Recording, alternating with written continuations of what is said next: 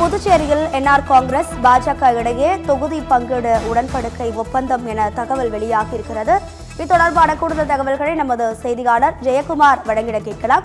ஜெயக்குமார் வணக்கம். மொத்தமுள்ள 30 தொகுதிகளில் என்ஆர் காங்கிரஸ் பாஜக இடையே இந்த தொகுதி பங்கீடுல யாருக்கு எத்தனை தொகுதிகள் என முடிவு செய்யப்பட்டிருக்கு? உங்க விரிவான தகவல்.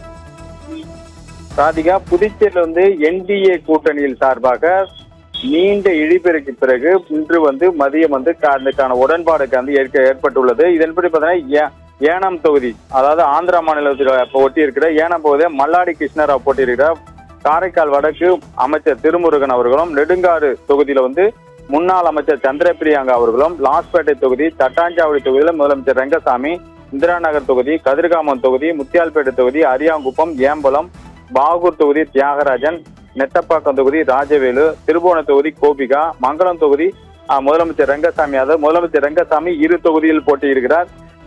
அதுக்கெல்லாம் 15வது தொகுதி பார்த்தீங்கன்னா வில்லியனூர் தொகுதி, உழவர்கரை தொகுதி. மொத்தம் 16 தொகுதிகள் என்ஆர் காங்கிரஸ் போட்டியிடும் தொகுதியாக அறிவிக்கப்பட்டுள்ளது. அதே போல பாஜக, ஏடிஎம்கே, லட்சிய ஜனநாயக கட்சிக்கு 14 தொகுதிகள், 10 தொகுதிகள் பாஜகவும், 2 தொகுதிகள் லட்சிய ஜனநாயக கட்சியும், அதிமுக 2 தொகுதியிலும் போட்டியிடுகிறது.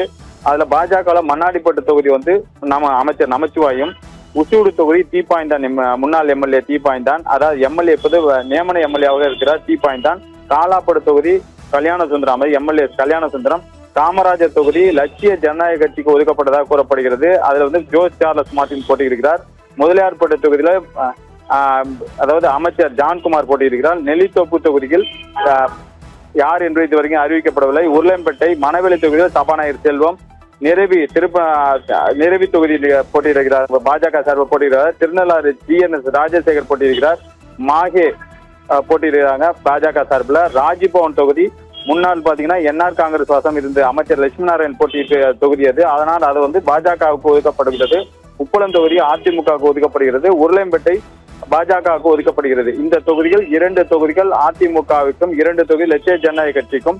பாஜக 10 தொகுதி போட்டியிடுகிறது. ஆனா எந்த தொகுதி அந்த லட்சிய ஜனநாயக கட்சி இன்னொரு தொகுதி எந்த தொகுதி என்று இன்னும் அறிவிக்கப்படவில்லை.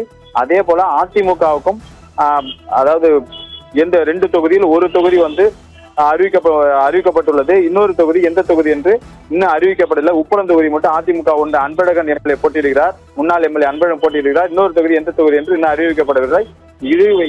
கிட்டத்தட்ட பல நீண்ட இழுபறிக்கு பிறகு முதலமைச்சர் பல கோரிக்கைகளை வைத்தும் அதை சரி செய்து இப்பொழுது உடன்படிக்கை கையெழுத்தாகிவிட்டது. 16-14, அதாவது பாஜக அதிமுக லட்சிய ஜனநாயக 14 என்று முடிவாகி இருக்கிறது. ராதிகா.